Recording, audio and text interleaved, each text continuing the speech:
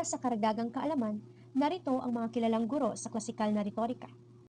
Si Homer. Siya ay kinikilalang ama ng oratoryo ng mga Griego.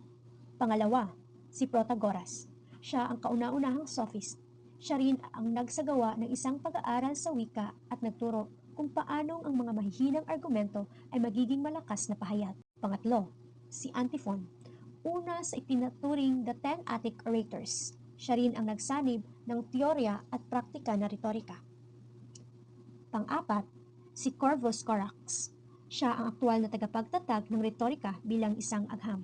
Ang panglima naman ay si Aristotle. Siya ang nagbigay diin sa pagtatagumpay ng mga argumento sa pamamagitan ng katotohanan at hindi panghihikayat sa pamamagitan ng apel sa emosyon. At ang ika-anim, si Cicero at Quintilian. Sila ang tinaguri ang dakilang maestro ng mga retorikal at praktikal na retorika. Ang retorika sa gitnang panahon o medieval. Sa panahong medieval, ang retorika ay isa sa 3 subject ng liberal na sining sa mga universidad kasama ang balarila at lohika. Ang mga pangunahing medieval na otoridad sa panahong ito ay sina Marcianus Capella, Flavius Magnus Aurelius, Cassiodorus at si San Isidore. Sila ay mga historian, tagapagtatag ng monastery, at isa sa kanilang nakumpile ay ang akdang encyclopedic tungkol sa ancient world sa panahong ito. Nakasumpong rin ang praktikal na aplikasyon na tinatawag na 3 artes, ang paggawa ng sulat, pagsesermon at paglilikha ng tula sa panahong medieval. Retorika sa panahon ng Renasimiento.